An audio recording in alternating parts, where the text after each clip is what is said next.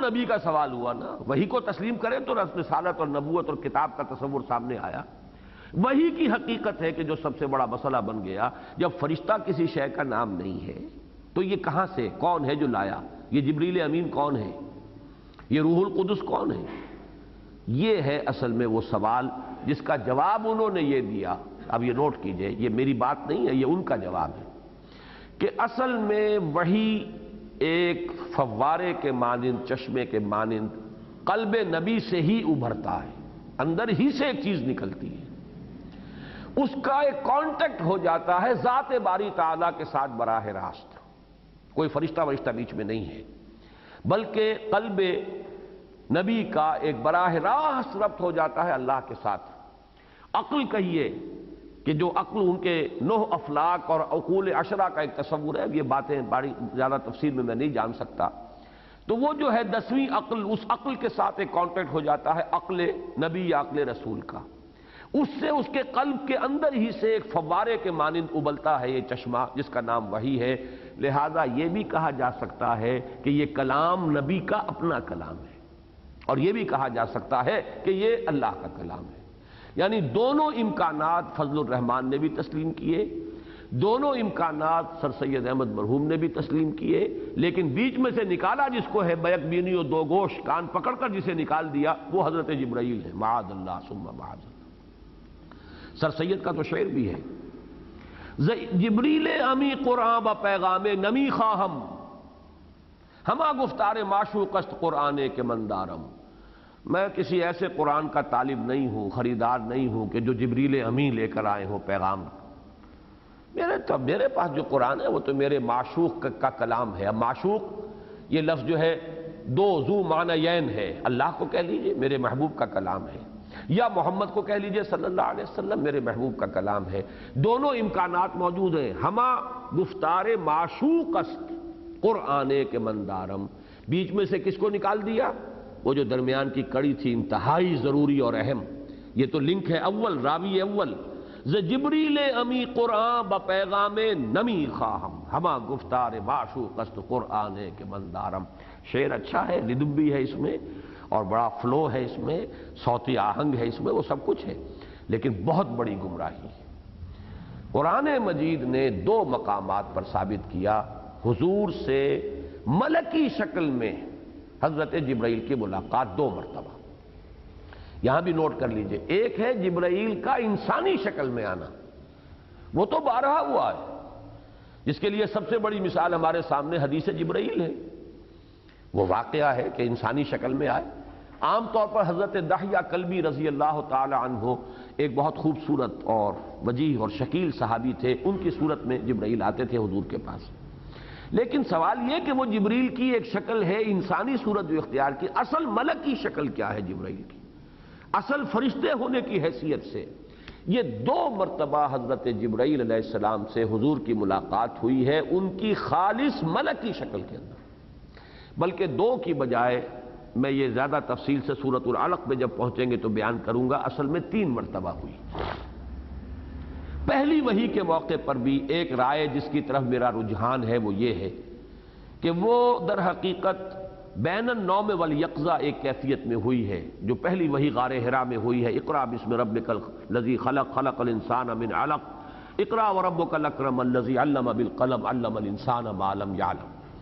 یہ بیداری میں نہیں ہوئی ہے، بیداری بین النوم والیقظہ یہ الفاظ ہیں کہ نیند اور بیداری کی درمیانی کیفیت میں ہوئی ہے۔ اس میں جو کہ حضرت جبرائیل کو حضور نے ملکی شکل میں دیکھا ہے، لیکن وہ ان آنکھوں سے نہیں دیکھا، وہ دل کی آنکھ سے دیکھا، لیکن 2 مرتبہ ان آنکھوں سے دیکھا ہے، اپنی جسمانی آنکھوں سے حضرت جبرائیل کو ان کی خالص ملکی شکل میں۔ ایک مرتبہ، اور یہ سورہ مدثر کے جو نزول کی شان نزول کی روایات ہیں ان میں آپ کو یہ بخاری اور مسلم میں یہ ملے گی روایت جابر ابن عبداللہ رضی اللہ تعالی عنہ سے کہ کچھ وقفہ پڑ گیا تھا وحی کا، حضور پر بہت شاق گزر رہا تھا، یہاں تک بھی آئے ہیں الفاظ کہ اس رنج اور صدمے کی وجہ سے حضور فرماتے ہیں کہ میں اپنے آپ کو پہاڑ سے گرا دینا چاہتا تھا کہ اچانک آواز آتی تھی کہ اے محمد آپ اللہ کے رسول ہیں۔ اس سے آپ رکتے تھے، ورنہ یعنی جو شوق تھا اور جو محبت قرآن سے اور وقفہ پڑ گیا، پتہ نہیں اللہ ناراض ہو گیا کیا معاملہ ہوا ہے، ایک ایسی کیفیت ابتدائی ہے بالکل دور یہ وحی کا۔ اس کے کیفیت بیان کرتے ہیں کہ میں حرا سے اتر رہا تھا اسی کیفیت میں، سخت مغموم ملول، کہ وحی کا سلسلہ بند ہو گیا۔ اچانک آواز آئی یا محمد، میں نے دائیں دیکھا بائیں دیکھا، پیچھے آگے کوئی نہیں ہے، تو مجھ پر کچھ خوف سا طاری ہوا۔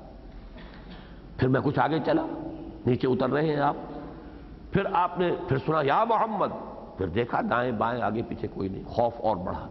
تیسری مرتبہ پھر یا محمد، تو اب اچانک نگاہ آپ کی اٹھی تو عین افق مبین پر، افق اعلیٰ کا لفظ بھی آیا ہے، افق مبین بھی آیا ہے، اونچا افق اور روشن افق، اس پر حضرت جبرائیل کو دیکھا اور پہچان لیا، اس لیے کہ حضور نے فرمایا وہی فرشتہ جو میرے پاس غار حرا میں آیا تھا۔ یہ الفاظ ثابت کرتے ہیں کہ ایک رویت پہلی جو ہے، لیکن وہ اس چشم سے نہیں بلکہ چشم قلب سے، نیند اور جاگنے اور سونے کی درمیانی کیفیت میں ہوا ہے۔ پہچان لیا وہ فیض الملک الذی جاءنی بحرا، میں نے دیکھا وہ فرشتہ جو میرے پاس حرا میں آیا تھا، وہ اس طرح ہے کہ پورا افق بھر گیا ہے اس سے۔ یہ ہے حضرت جبرائیل کی رویت اول جو ہوئی حضور صلی اللہ علیہ وسلم کو بچشم سر، ان آنکھوں سے، اور ان کی ملکی صورت میں، اصل ملکی شکل میں وہ ظاہر ہوئے ہیں افق مبین پر یا افق اعلیٰ پر۔ دوسری مرتبہ پھر وہ رویت ہوئی ہے جب حضرت جبرائیل لے کر گئے ہیں حضور کو معراج کے لیے۔ تو معلوم یہ ہوتا ہے کہ اس سے پہلے حضور کے ساتھ جو رہے ہیں وہ اصل ملکی شکل میں نہیں تھے، لیکن جب سدرۃ المنتہا پر پہنچے ہیں اور جب کہا کہ اس سے آگے جو ہے، حضرت جبرائیل نے کہا کہ میری آخری حد یہ ہے، اس سے آگے میں نہیں جا سکتا، وہاں پر بھی حضرت جبرائیل پھر اپنی اصل ملکی شکل میں ظاہر ہوئے۔ یہ دو مرتبہ کی رویت ہے محمد الرسول اللہ صلی اللہ علیہ وسلم کی، حضرت جبرائیل کی رویت، حضرت جبرائیل اپنی اصل ملکی صورت میں جیسے کہ وہ فرشتے کی حیثیت سے ہیں جس کا ہم تو تصور بھی نہیں کر سکتے، اور حضور نے اپنی آنکھوں سے دیکھا ہے بچشم سر۔ یہ رویت جو ہے اب اس کا ذکر ہے ان آیات میں بھی اور اسی کا ذکر ہے سورۃ النجم میں بھی۔ غور طلب بات یہ ہے کہ یہ مسئلہ ایسا کیا تھا جس کے لیے کہ اتنے اہتمام کے ساتھ اسے بیان کیا گیا۔ ہمارے تجربے میں تو یہ شے آ نہیں سکتی، جبرائیل کو ہم تو اپنی ان آنکھوں سے ان کی اصل ملکی شکل میں نہیں دیکھ سکتے، ہمارے لیے اس میں کوئی عملی ہدایت و رہنمائی نہیں ہے۔ ہاں ہدایت و رہنمائی یہ ہے کہ وحی کی وہ جو حدیث اللہ ہے اس کا راوی اول اور راوی دوم، ان کی باہمی ملاقات اور ان کی رویت جو ہے یہ ثابت ہو رہی ہے ان دو مقامات سے، اس لیے کہ حدیث کے اس سند میں تو سب سے پہلے بات یہی ہوگی کہ وہ راوی اول اور راوی دوم ملاقات ہوئی بھی کہ نہیں، باہمی رویت بھی ہے کہ نہیں ہے۔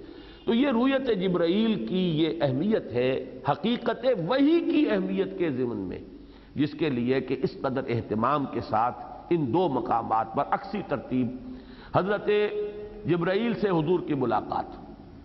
سورۃ النجم میں وہ بعد میں آپ کو وہ آیات بھی آج دکھاؤں گا، پڑھا دوں گا، اس میں پہلے حضور کا تذکرہ ہے اور پھر حضرت جبرائیل کا۔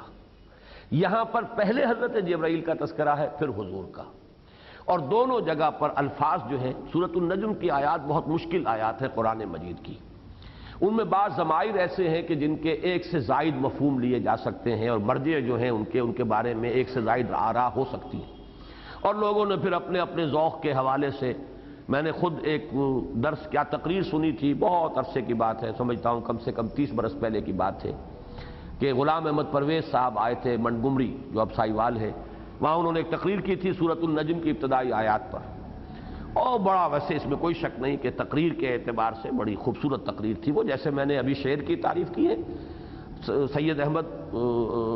سید احمد خان کی، اسی طریقے سے اس کی تقریر کی بھی تعریف کر رہا ہوں، بہت عمدہ تقریر تھی، لیکن وہ شاعری تھی اور اس نے سورہ نجم کی ابتدائی آیات کی بالکل تعویل غلط کی تھی، لیکن بڑی خوبصورت انداز کے اندر۔ غلط شے جو ہے وہ بھی بڑی خوبصورتی کے ساتھ پیش کی جا سکتی ہے۔ میرے نزدیک بڑی اہمیت یہ ہے کہ سورۃ النجم کی آیات کو جب ان آیات کی روشنی میں پڑھا جائے گا تو مفہوم بالکل معین ہو جائے گا، اور یہ جو ہے القرآن یفسر بعضہ بعضا، قرآن کا ایک حصہ دوسرے حصے کی تفسیر کرتا ہے، اس کے اعتبار سے ان دونوں مقامات کا تقابلی مطالعہ بہت اہمیت کا حامل ہے۔ اس لیے کہ یہاں کوئی ابہام نہیں ہے، بالکل دو رائے ہونے کا کوئی امکان نہیں ہے، یہ محکم آیات ہیں۔ وہاں پر اگر ایک سے زائد امکانات پیدا ہو گئے ہیں ضمائر کے ممکنہ مراجع کے اختلاف کی وجہ سے، لیکن یہ کہ ان کے حوالے سے گویا کہ یہ ہے وہ لنگر کہ جو ان آیات کو بھی تھامے ہوئے ہیں، جمائے ہوئے ہیں، کہ ان آیات کا مفہوم وہی معین ہو جائے گا جو ان آیات کے حوالے سے آ رہا ہے۔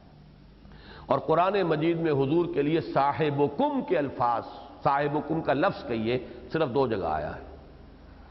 والنجم اذا ہوا ما ضل صاحبکم وما غوا، تمہارے یہ ساتھی، تمہارے صاحب، حضور کے لیے یہ لفظ اور کہیں نہیں آیا، یا اپنے بندے کے آئے گا، سبحان الذی اسریٰ بعبدہ لیلا من المسجد الحرام الی المسجد الاقصی، یا ایھا النبی سے آئے گا، یا ایھا الرسول سے آئے گا، آپ کا رسول ہونا، بشیر اور نذیر ہونا۔ لیکن صاحبکم، لوگوں یہ تمہارے صاحب ہیں، تمہارے مابین رہے ہیں، تم ان کے ماضی کو جانتے ہو، تمہارے مابین انہوں نے عمر گزاری ہے، 40 برس ان کے جو ہے تمہارے مابین بیتے ہیں، ان کے کردار سے تم واقف ہو۔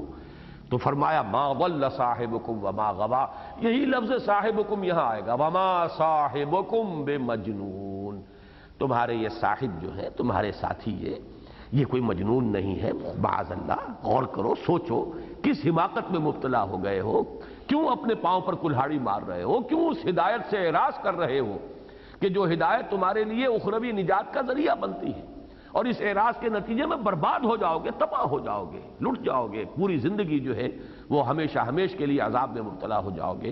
تو صاحبکم ان کے حوالے سے اب آئیے ان آیات کو، ویسے میں نے آج نوٹ کیا تھا، جیسے میں نے وہ 11 مقامات آپ کو تیزی سے نوٹ کرا دیے جس میں کہ پہاڑوں کے چلنے کا ذکر آیا ہے، ایسے ہی یہ نوٹ کر لیجئے 10 آیات ہیں جس میں قرآن مجید کو حدیث کہا گیا ہے۔ یہ حدیث اللہ کی ہے، جسے ہم حدیث کہتے ہیں وہ حدیث رسول ہے۔ تو حدیث در حقیقت کہتے ہیں کوئی چیز، کوئی بات، لہذا یہاں فرمایا گیا فَبِأَيِّ حَدِيثٍ بَعْدَهُ يُؤْمِنُونَ، سورۃ المرسلات تو ختم ہوئی اس پر، اور یہی الفاظ سورۃ الاعراف میں بھی موجود ہیں، فَبِأَيِّ حَدِيثٍ بَعْدَهُ يُؤْمِنُونَ۔ اسی طریقے سورہ جاسیہ میں ہے فَبِأَيِّ حَدِيثٍ بَعْدَ اللَّهِ وَآيَاتِهِ يُؤْمِنُونَ۔ تو یہ گویا کہ 3 مقامات ہیں جس میں تقریباً ایک ہی مفہوم آیا ہے۔ فَلَعَلَّكَ بَاخِعٌ نَفْسَكَ، اے نبی آپ شاید اپنے آپ کو ہلاک کر لیں گے، عَلَىٰ آثَارِهِمْ إِن لَّمْ يُؤْمِنُوا بِهَٰذَا الْحَدِيثِ أَسَفًا، اگر یہ ایمان نہ لائے اس حدیث پر، یعنی یہ حدیث اللہ کی حدیث، یہ قرآن، اگر یہ ایمان نہ لائے تو ان کو جس انجام سے دوچار ہونا ہے شاید اس کے تصور سے آپ اپنے آپ کو ہلاک کر لیں۔ سورہ زمر میں، یہ سورہ کہف کی آیت تھی جو میں نے آپ کو سنائی، فَلَعَلَّكَ بَاخِعٌ نَفْسَكَ عَلَىٰ آثَارِهِمْ إِن لَّمْ يُؤْمِنُوا بِهَٰذَا الْحَدِيثِ أَسَفًا۔ سورہ زمر میں فرمایا اللہ نزل احسن الحدیث کتابا متشابہا مثانی، اللہ نے بہترین حدیث اتاری ہے اپنے بندے پر صلی اللہ علیہ وسلم، کتاب ہے، متشابہ ہے، مثانی ہے، اس کی تشریح میں اس وقت میں نہیں جا سکتا۔ سورہ یوسف میں فرمایا ما کان حدیثا یفترا ولکن تصدیق الذی بین یدیہ، یہ کوئی ایسی حدیث نہیں ہے جسے گھڑ لیا گیا ہو، یہ تو در حقیقت اللہ کا کلام ہے۔ سورہ طور میں فرمایا فَلْيَأْتُوا بِحَدِيثٍ مِثْلِهِ إِن كَانُوا صَادِقِينَ، یہ اللہ کی حدیث ہے، اس جیسی کوئی حدیث لے آؤ، یعنی اس جیسی کوئی بات، جیسے کہ کہا گیا ہے قرآن مجید جیسی کوئی صورت لے آؤ، لیکن یہاں صورت کے بجائے لفظ حدیث آیا ہے۔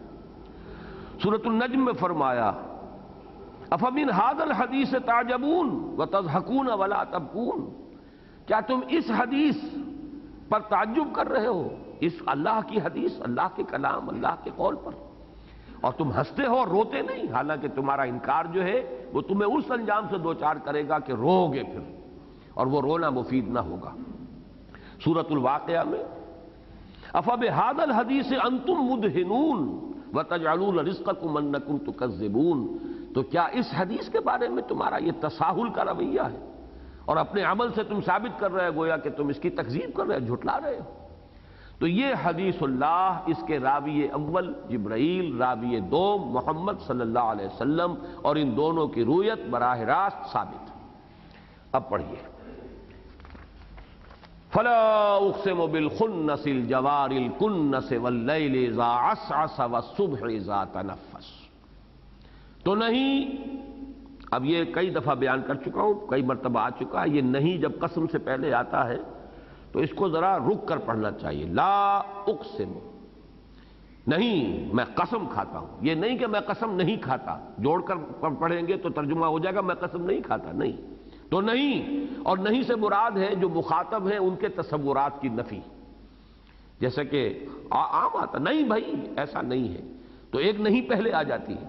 نہیں بات یوں ہے، یہ نہیں جو ہے یہ اس معنی میں ہے جو منفصل ہوگا، یہ لائے منفصل ہے، لائے متصل نہیں.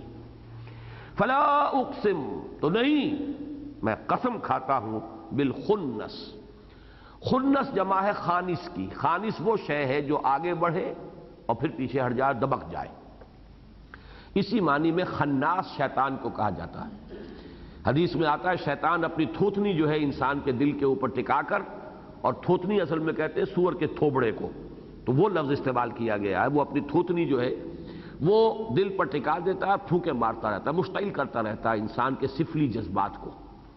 لیکن جب اللہ کو یاد کرتا ہے انسان تو بھاگ جاتا ہے، پیچھے ہٹ جاتا ہے، چھپ جاتا ہے. یہ خناس ہے. من شر الوسواس الخناس الذی یوسوس فی صدور الناس من الجنۃ والناس. تو یہ خنس، اور مراد کیا ہے؟ وہ ستارے جو چلتے ہیں پھر غائب ہو جاتے ہیں، گم ہو جاتے ہیں. ستارہ چلتا ہے اور چل کر پھر ڈوب جاتا ہے، غائب ہو جاتا ہے. یہاں ستارے کا لفظ نہیں آیا، لیکن یہ کہ بعض صفات اتنی معین ہوتی ہیں کسی شے کے ساتھ کہ اب اس شے کو موصوف کا ذکر کرنے کی ضرورت نہیں ہے، صفت معین کر دیتی ہے کہ یہ کس کا تذکرہ ہے. فلا اقسم بالخنس، تو نہیں میں قسم کھاتا ہوں ان ستاروں کی جو آگے بڑھتے ہیں اور پھر ڈوب جاتے ہیں، غائب ہو جاتے ہیں. الجوار الکنس، انہی کی اور صفت آئی. جواری جاریہ کی جمع ہے، چلنے والیاں. الجوار الکنس، کنس خنس کے وزن پر دیکھیے اس میں ردم جو ہے اور اس میں جو صوتی آہنگ ہے. فلا اقسم بالخنس الجوار الکنس، یہ کانس کی جمع ہے، اور کانس کہتے ہیں کہیں چھپ جانے کو. یہ بھی اس کے معنی یہی ہے. کنس الظبی، ہرن کا آپ تعاقب کر رہے تھے شکار کے لیے، وہ کہیں چھپ گیا. کنس الظبی، وہ جو ہرن ہے وہ چھپ گیا، کہیں اپنے کسی پناہ گاہ کے اندر داخل ہو گیا. تو وہ کوئی جگہ ہے کہ جو جا کر چھپ جاتے ہیں، کہیں پر ڈوب جاتے ہیں، غائب ہو جاتے ہیں. ان دو قسموں کے حوالے سے ذرا ایک بات نوٹ کر لیجئے، پھر ہم آگے چلیں گے. یہ سورۃ النجم کے اندر بھی شروع میں فرمایا گیا وَالنَّجْمِ اِذَا ہوا. شاہد ہے ستارہ جبکہ وہ غروب ہو جائے. ہوا یہوی کے معنی ہے گر جانا، بلندی سے نیچے گرنا. ہوا یہوا کے معنی ہے خواہش نفس کرنا، خواہش کرنا. تو وہ تحول انفس، یہ سورہ والنجم میں بھی یہ لفظ آیا ہے خواہش نفس کے لیے، تحول انفس.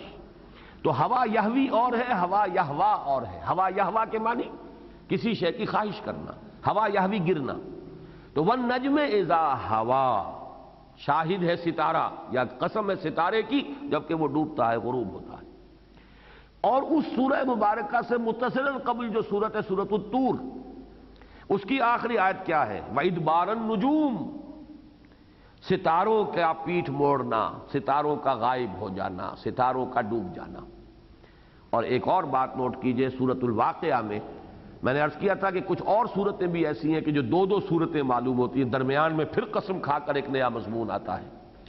وہاں بھی آپ نے دیکھا، یاد ہے اگر، فلا اقسم بمواقع النجوم وَإِنَّهُ لَقَسَمٌ لَوْ تَعْلَمُونَ عَظِيمٌ إِنَّهُ لَقُرْآنٌ كَرِيمٌ فِي كِتَابٍ مَّكْنُونٍ لَا يَمَسُّهُ إِلَّا الْمُطَهَّرُونَ.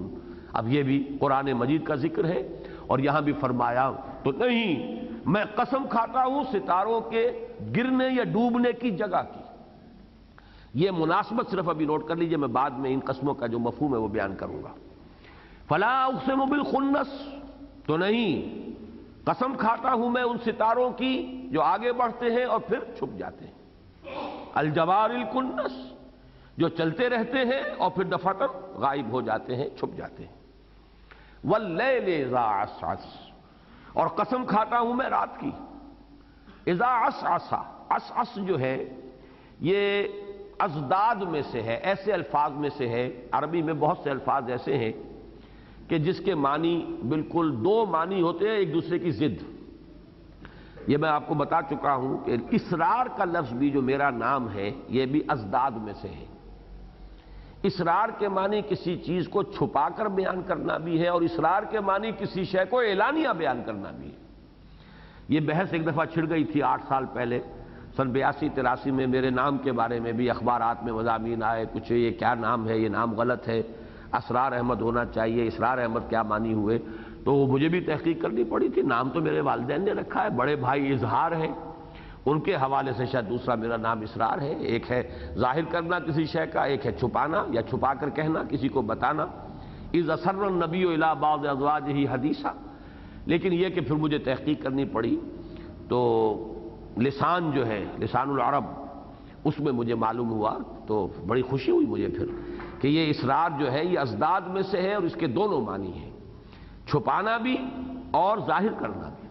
اسی طرح عس رات کے لیے جب یہ لفظ آتا ہے تو رات کا آغاز اور رات کا تاریک ہو جانا بھی اس کے معنی ہے، اور اس عس کے معنی یہ بھی ہے جب رات جو ہے چھٹ جاتی ہے اور رات ختم ہوتی ہے اور صبح کے آثار شروع ہو جاتے ہیں۔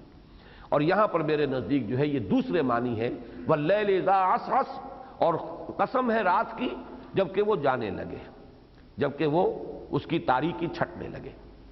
اس لیے کہ اگلی جو ہے آیت والصبح اذا تنفس، اور قسم ہے صبح کی، شاہد ہے صبح جبکہ وہ سانس لیتی ہے۔ تنفس سانس لینا، یہ بڑی خوبصورت سمجھیے استعارہ ہے، جیسے کہ بلکہ مولانا اصلاحی صاحب نے یہ الفاظ استعمال کیے بہت عمدگی کے ساتھ کہ ایسا نقشہ کھینچا گیا ہے اس لفظ میں کہ جیسے اب آپ کے سینے کے اوپر کوئی بھاری بوجھ رکھ دیا جائے تو سانس لینا مشکل ہو جاتا ہے، دم گھٹ رہا ہے، لیکن وہ ہٹ جائے تو پھر وہ سانس لینا آپ نے شروع کیا۔ گویا کہ یہ صبح جو ہے اس کے اوپر رات کا بوجھ پڑا ہوا تھا، جس کی وجہ سے اس کا دم گھٹ رہا تھا، اب رات کا بوجھ ہٹا ہے، اب اس صبح نے سانس لینی شروع کی۔ تو صبح کا یہ سانس لینا اس معنی میں بھی کہ سانس لینے کے ساتھ حرکت، زندگی ہے، تنفس جو ہے اس سے زندگی ہے، زندگی حرکت سے تعبیر ہے۔ تو گویا کہ اب صبح جب ہوتی ہے تو پہلے جیسے سوتا پڑا ہوا تھا رات کو اور کوئی حرکت نہیں تھی، چہل پہل نہیں تھی، اب صبح کی حرکت ہے، چہل پہل ہے، پرندے بھی چہچہا رہے ہیں، زندگی کے آثار ہیں، مگر اب زندگی ہی زندگی ہے، موجزن ساقی، یہ جگر کا مصرع یاد آیا۔ تو یہ ہے والصبح اذا تنفس۔ اس کا بھی ایک تقابل آپ کر لیجئے کہ یہ قسمیں جو ہیں آئی ہیں سورۃ المدثر میں بھی، واللیل اذ ادبر والصبح اذا اسفر، یہ بھی گویا کہ یہاں پر عسعسا کے مفہوم کو معین کرنے کے لیے واللیل اذ ادبر، رات جب کہ پیٹھ موڑ لیتی ہے، پیٹھ دکھا کر چل پڑتی ہے، اب وہ جا رہی ہے، پیٹھ موڑی اور چل دی، اور صبح جب کہ وہ روشن ہو گئی، والصبح اذا اسفر انہا لإحدی الکبر نذیرا للبشر۔ اب یہ سورہ مدثر کی آیات۔ اب ذرا نوٹ کیجئے کہ اس کا مفہوم کیا ہے۔ فلا اقسم بالخنس الجوار الکنس واللیل اذا عسعس والصبح اذا تنفس انہ لقول رسول کریم۔ مشکل مقامات میں سے ہے ان قسموں کا مقسم علیہ کے ساتھ ربط و تعلق جو ہے نمایاں کرنا، مشکلات میں سے ہے۔ میں نے دیکھا ہے، کوششیں کی گئی ہیں، لیکن یہ کہ کچھ جوڑ ملتا مجھے نظر نہیں آیا۔ مولانا اصلاحی صاحب نے بھی اس کا تعلق جوڑا ہے در حقیقت اس کہانت کے تصور سے کہ ان ستاروں ہی کے ذریعے سے اللہ تعالیٰ جو شیاطین جن ہیں ان کے اوپر وہ جو شہاب ثاقب پھینکا جاتا ہے اس کا گویا کہ یہاں پہ تذکرہ ہے، حالانکہ یہ الفاظ جو ہیں یہ اس مضمون کی طرف کوئی اس کے اندر جو ہے وہ اشارہ موجود نہیں، وہ سمت ہی نہیں۔ ان سب کا مفہوم کیا ہے واللہ عالم، میں بہت ہمت کر کے جرت کر کے ایک خیال ہے جو اپنا ظاہر کر رہا ہوں، اور اس کے لیے اقبال کے 2 مصرے میرے سامنے ہیں۔ دلیل صبح روشن ہے ستاروں کی تنک تابی، افق سے آفتاب ابھرا گیا دور گراں خوابی۔ یہ رات کا جانا اور ستاروں کا تنکتاب ہو جانا، ستاروں کا پیٹھ موڑ لینا، ستاروں کا غروب ہونا، ستاروں کا وَإِذَا النُّجُومُ انْكَدَرَتْ، ان کا پھیکا پڑ جانا، در حقیقت نوید صبح ہے۔ یعنی ابھی تک جو وحی کا سلسلہ چلا آ رہا تھا، نبوت و رسالت کا تسلسل تھا جو چلا آ رہا تھا، اور وہ تو حضرت آدم سے چلا آ رہا تھا، اس میں کچھ ایک وقفہ پڑا ہے حضرت مسیح اور حضور کے مابین، لیکن ان کی نسبت جو ہے اس خورشید ہدایت کے ساتھ جو محمد الرسول اللہ صلی اللہ علیہ وسلم پر نازل ہوا ہے بالکل وہی ہے جو ستاروں کو نسبت ہے خورشید کے ساتھ، سورج کے ساتھ۔ اب صبح ہو رہی ہے۔ یہ بھی کہا جا سکتا ہے کہ رات کی وہ تاریکی، وہ فترت جو ہوئے 600 برس تک وحی کا سلسلہ بن رہا ہے۔ حضرت مسیح اور حضور کے مابین کوئی نبی اور رسول نہیں ہے، حالانکہ اس سے پہلے وہ تار ٹوٹا نہیں ہے، تسلسل کے ساتھ نبوت اور رسالت کا سلسلہ جو ہے وہ لڑی مسلسل رہی، لیکن اس کو فترت کہتے ہیں۔ حضرت مسیح سے حضور تک 600 برس کم نہیں۔ تو یا تو یہ ہے وہ رات کا معاملہ جس میں کہ آسمانی ہدایت صرف تاروں کے مانند رہ گئی تھی۔ اب تاروں کی جھلمل روشنی جو ہے وہ کوئی ایسی روشن نہیں ہوتی وہ بات کہ جس کے اندر ہر شے نمایاں ہو رہی ہو، واضح ہو رہی ہو۔ ہدایت آسمانی، وحی کی ہدایت جو ہے وہ ان تاروں کے مانند ہو گئی تھی جو کبھی چمک جاتے ہیں، کبھی پھر جو ہے نگاہوں سے اوجھل ہو جاتے ہیں، کبھی روشنی ہو جاتی ہے، کبھی کچھ آدمی دیکھ لیتا ہے، لیکن یہ کہ وہ روز روشن کی طرح انسان اپنے دائیں بائیں، یمین و یسار اور آگے اور پیچھے ہر شے کو دیکھ لے، وہ بات جو ہے وہ تو سورج کے طلوع ہونے سے ہوتی ہے۔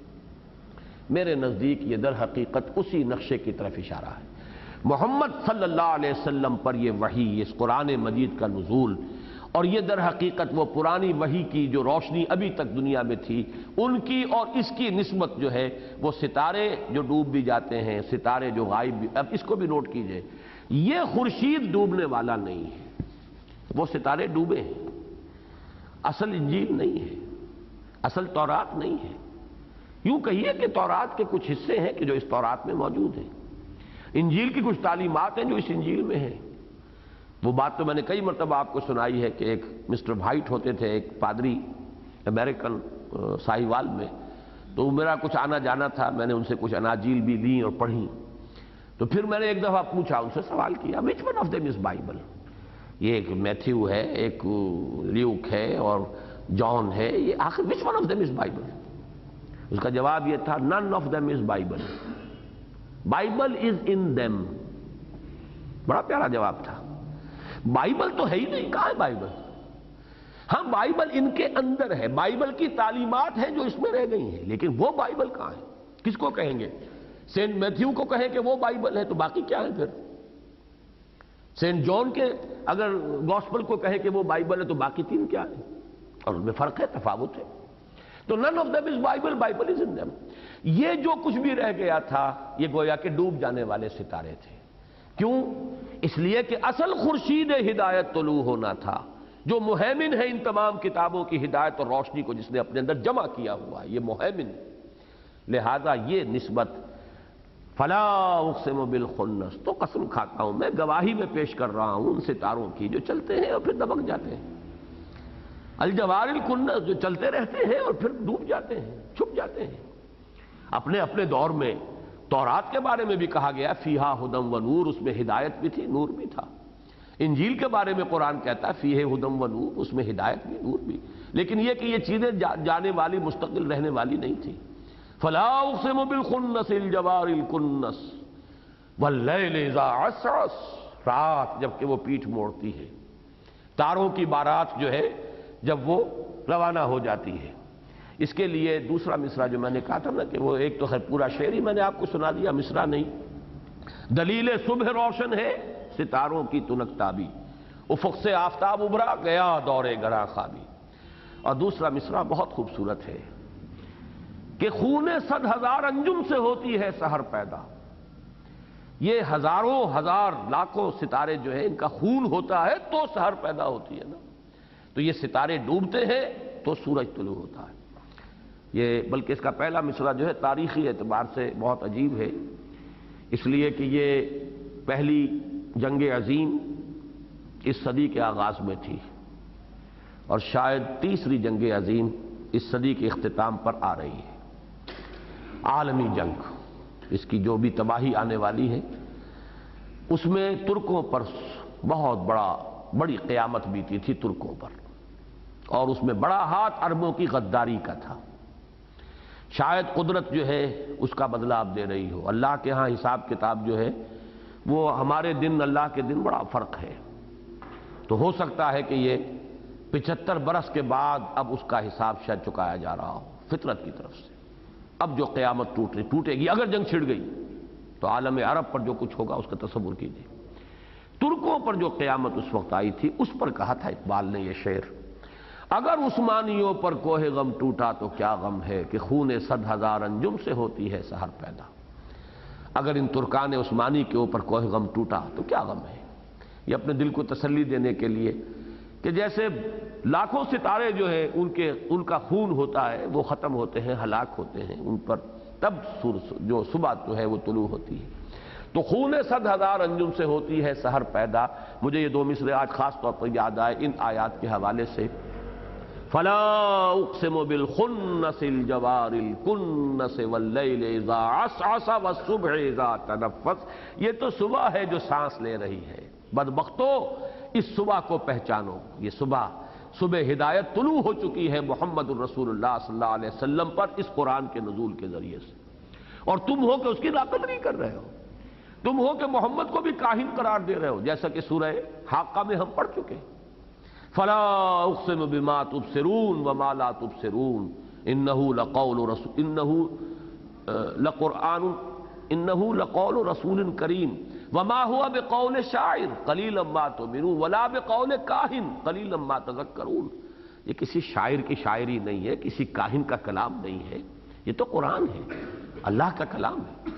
فلا اقسم بالخنس الجوار الکنس واللیل اذا عسعس والصبح اذا تنفس انہ لقول رسول کریم، یقیناً یہ کہا ہوا ہے، قول کا لفظ یہاں پر نوٹ کر لیجئے۔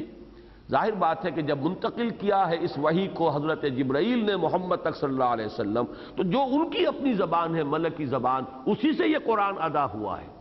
کلام ان کا نہیں ہے، کلام اللہ کا ہے، لیکن کس کی زبان سے ادا ہوا ہے؟ نمبر دو، پھر یہ کلام اللہ کا کس کی زبان سے ادا ہوا؟ وہ محمد الرسول اللہ صلی اللہ علیہ وسلم۔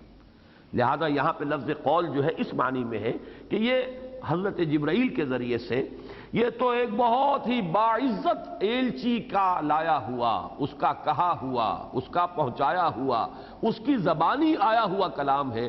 انہ لقول رسول کریم۔ اب حضرت جبرائیل کی شان میں کچھ الفاظ آ رہے ہیں۔ ذی قوت، بڑی طاقت والا ہے، عند ذی العرش مکین، عرش والے کے ہاں اس کا بڑا مکان ہے، بڑا مقام ہے، بڑی منزلت ہے، بڑی حیثیت ہے، فرشتوں کے سردار ہیں۔ ذی قوت عند ذی العرش مکین مطاع ثم امین، مطاع ہے، ان کی اطاعت کی جاتی ہے، تمام فرشتے ان کے مطیع ہیں، ان کے فرما بردار ہیں۔ سما امین، یہ سما جو آتا ہے، جو انگریزی میں آپ کہتے ہیں دیر اینڈ دین، مطاع ہونے کے ساتھ ساتھ، اردو میں ہم کہتے ہیں اس کے ساتھ ساتھ وہ امین ہے، امانت دار، روح الامین، جبریل امین۔ یعنی ایک طرف ان کی طاقت اتنی ہے کہ کوئی شیاطین ان کے لائے ہوئے پیغام میں دخل اندازی نہیں کر سکتے، دوسری طرف وہ خود اتنے امین ہیں، امانت دار ہیں کہ وہ اس پیغام کے اندر کوئی تحریف نہیں کر سکتے۔ یہ در حقیقت اس روایت کے مستند ہونے کے لیے پہلے راوی کا جو ہے ثقہ ہونا ضروری ہے۔ راوی کی کیا صفات ہے؟ راوی ثقہ ہے، راوی صادق ہے، راوی سچا ہے، راوی ایسا کمزور تو نہیں تھا کہ کسی نے زبردستی اس سے کوئی بات منوا لی ہو، ایسا کمزور تو نہیں تھا کہ اس کے پیغام میں کوئی غلط شے داخل کروا لی ہو، نہیں۔ راوی اول جو ہے اس کلام کے، اس حدیث اللہ کے راوی اول، وہ کون ہے؟ انہ لقول رسول کریم۔ اب یہ رسول کا لفظ یہاں پہ حضرت جبرائیل کے لیے۔ سورہ حج کی آیت آپ کو سنا چکا ہوں، اللہ یستفی من الملائکۃ رسلا ومن الناس، اللہ چن لیتا ہے، پسند فرما لیتا ہے فرشتوں میں سے بھی اپنے ایلچی اور انسانوں میں سے بھی۔ فرشتہ ایلچی جبرائیل، انسان ایلچی محمد صلی اللہ علیہ وسلم۔ انہ لقول رسول کریم ذی قوت عند ذی العرش مکین مطاع ثم امین۔ یہ تو ہو گئے راوی اول۔ اب راوی ثانی لیجئے، وما صاحبکم بمجنون، اور یہ تمہارے صاحب، تمہارے ساتھی تم میں سے ہے، بنو ہاشم میں سے ہیں، خاندان آل عبد المطلب میں سے ہیں، یہ قریش میں سے ہیں، تمہارے دیکھے بھالے ہیں، تمہیں ان کا تجربہ رہا ہے، ان کی صداقت اور امانت کچھ کہنے کی ضرورت ہی نہیں۔ جبرائیل کی صداقت اور امانت تو بیان کی جا رہی ہے، محمد کی صداقت اور امانت وہ تو تم جانتے ہی ہو صلی اللہ علیہ وسلم، کچھ کہنے کی ضرورت نہیں۔ وما صاحبکم، ہاں تمہیں ایک شک ہو گیا ہے، یا تم نے خامخواہ کو ایک شبہ وارد کر دیا ہے کہ شاید کوئی ان پر خلل دماغی کا حملہ ہو گیا، یہ مجنون جو کہا گیا وما صاحبکم بمجنون، تو مجنون کے دونوں معنی سمجھ لیجئے۔ ایک مجنون جس پر جنون کا حملہ ہو جائے، یعنی دماغی توازن ٹھیک نہ رہے۔ ایک مجنون آسیب زدہ، جن آ گیا جس پر، جس کو پوزیس کر لیا۔